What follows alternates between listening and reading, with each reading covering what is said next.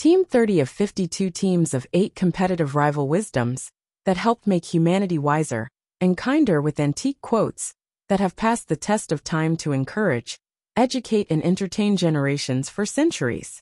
Help raise school test scores and self-confidence by giving your kids free, easy, extra advantage math, spelling, and reading workbooks you can download for free at stop2think.com or buy at educationstopshate.com.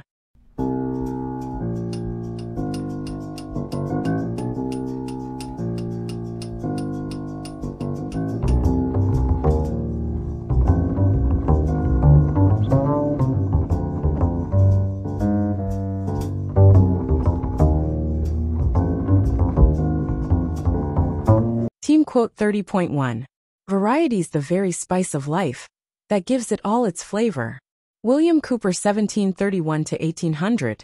This delightful quote comes from Cowper's poem, The Task, 1785, and speaks to a fundamental truth about human experience. The metaphor comparing variety to spice is particularly apt because, like spices in cooking, different experiences and perspectives enhance and enrich our lives.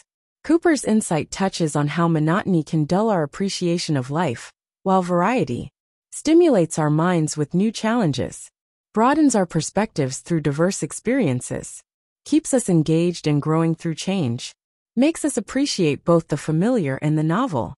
It's interesting that Cowper, who struggled with depression throughout his life, recognized the vital role of variety in making life vibrant and meaningful. His metaphor suggests that just as a diet of bland food becomes tiresome, a life without variety loses its savor. The quote endures because it captures something essential about human nature: our need for both stability and novelty, routine and surprise. In modern terms, we might say it speaks to our brain's need for novel stimuli to stay engaged and alert.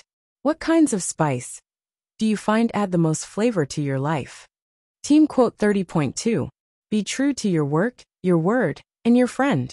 Henry David Thoreau 1817–1862. This concise piece of wisdom from Thoreau elegantly connects 3 fundamental pillars of personal integrity. It's particularly meaningful coming from Thoreau, who lived his philosophy of authenticity and simplicity at Walden Pond.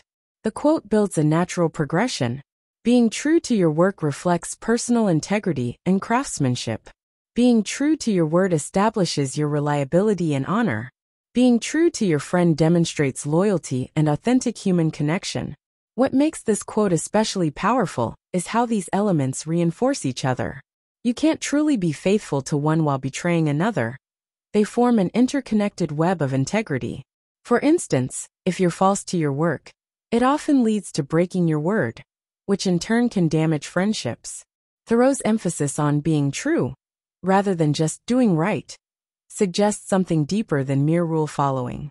It speaks to authenticity and consistency between our inner values and outer actions. It's notable that he chose these 3 specific elements: work, word, and friend, perhaps suggesting that if you can maintain integrity in these areas, the rest of life's ethical challenges fall into place naturally. Do you find these 3 aspects of integrity equally challenging to maintain? Or does one require more conscious effort than the others? Team quote 30.3. Fortune befriends the bold. Emily Dickinson 1830–1886. This concise yet powerful statement from Dickinson encapsulates a truth that runs through literature, history, and human experience. While Dickinson herself lived what many considered a retiring life, she was remarkably bold in her poetry, breaking conventional forms and exploring daring themes. The quote echoes similar sentiments across cultures, from the Latin, fortune favors the bold, fortuna audices juvat, to various proverbs about courage attracting opportunity. But there's something particularly striking about Dickinson's personification of fortune as actively befriending the bold. It suggests not just random favor, but a lasting relationship between courage and opportunity. The wisdom here lies in recognizing that opportunities often require courage to seize. Taking calculated risks can create its own luck. Bold actions tend to create ripple effects of possibility. Fortune isn't just about chance, but about readiness to act. It's interesting that Dickinson chose the word befriends rather than just favors, It implies a deeper, more sustained relationship between boldness and good fortune, rather than mere momentary luck. Have you found this principle to be true in your own experiences with taking bold actions? Team quote 30.4. Be slow in choosing a friend, slower in changing. Benjamin Franklin 1706 to 1790. This wisdom from Franklin reflects his characteristic blend of prudence and loyalty. It's particularly meaningful coming from someone who built such an extensive network of friendships throughout his long life as a diplomat, scientist, and civic leader. The quote captures two complementary aspects of friendship.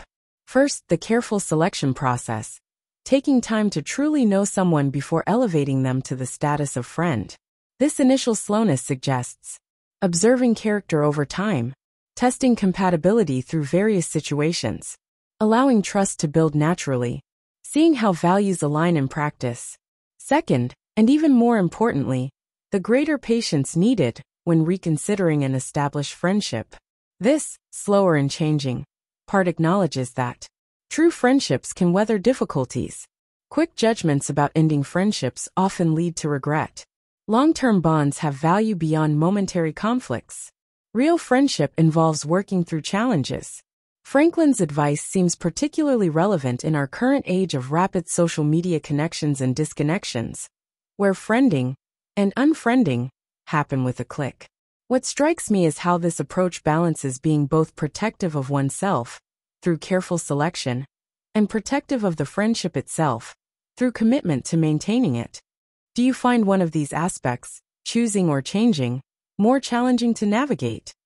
Team quote 30.5. Along with success comes a reputation for wisdom. Euripides 480 BC, 406 BC. This observation from Euripides carries a subtle irony that befits one of ancient Greece's great tragic playwrights. It cleverly points out how people often confuse success with wisdom, assuming that achievement in one area automatically confers sage-like insight.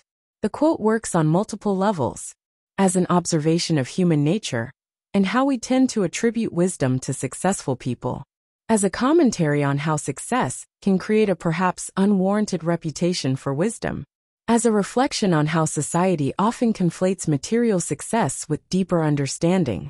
What makes this particularly interesting is that Euripides doesn't explicitly state whether this reputation for wisdom is deserved. He simply notes the correlation, leaving us to ponder whether success actually breeds wisdom through experience. People merely perceive the successful as wise. The successful might begin to believe in their own universal wisdom. This insight remains strikingly relevant today, where we often see successful business people, celebrities, or athletes being consulted on matters far outside their areas of expertise, purely because their success in one domain has created an aura of general wisdom. Do you see this pattern playing out in contemporary society? This tendency to attribute broad wisdom to those who've achieved success in specific fields. Team quote 30.6. I like the noise of democracy. James Buchanan 1791 to 1868. This is an intriguing quote from Buchanan, especially given that his presidency, 1857 to 1861, was marked by intense democratic noise that preceded the Civil War. The context makes his statement particularly complex, and perhaps even ironic. The metaphor of democracy as noise captures several essential truths. The sometimes messy nature of democratic debate and disagreement. The continuous background sound of multiple voices and viewpoints. The contrast with the quiet of autocracy or suppression. The vitality and energy of free expression. The word, noise, is especially interesting here. While noise is often considered negative, Buchanan's use of transforms it into something positive. It suggests an appreciation for the clatter of competing ideas, the din of public discourse, the sound of citizens exercising their rights, the cacophony of free press and open debate. It's worth noting that though Buchanan claimed to like this democratic noise, his presidency was marked by his inability to effectively manage the growing discord that would eventually lead to civil war. This adds a layer of complexity to his statement. What do you think about this characterization of democracy as noise? Do you find it an apt metaphor for democratic processes? Team quote 30.7. However big the fool, there is always a bigger fool to admire him. Nicolas Despreaux 1636 to 1711. This wickedly perceptive observation from Boileau Despreaux, often known simply as Boileau, carries both humor and a sharp critique of human nature. As a French poet and critic known for his satirical work, this kind of insight was his specialty. The quote works on several levels. It points out how foolishness tends to find its own level of companionship.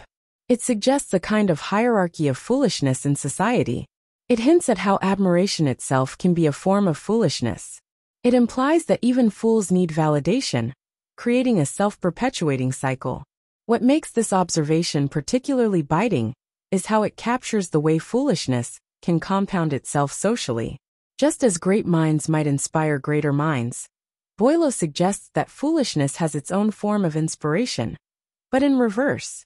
The irony is especially rich because those who admire fools are, by the quote's logic, even bigger fools themselves, yet they likely don't realize it. This creates a kind of infinite regression of foolishness, each level unaware of its own condition. In our current era of social media influencers and celebrity culture, this 17th century observation feels remarkably prescient. Have you noticed this phenomenon playing out in contemporary society? Team quote 30.8. Better late than never. Matthew Henry 1662 to 1714. This seemingly simple proverb, while often attributed to Matthew Henry, embodies a timeless wisdom about perseverance and the value of completion over perfect timing. What makes Henry's articulation particularly meaningful is its broader context.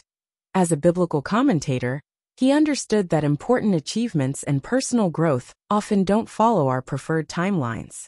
The phrase suggests several deeper truths. The courage to begin something even when the ideal time has passed. The value of finishing what we start, regardless of delays. Recognition that timing, while important, isn't everything. The futility of letting past delays prevent future action. Interestingly, this phrase serves both as comfort and motivation. It acknowledges that being late isn't ideal, while simultaneously encouraging us not to let that lateness become never.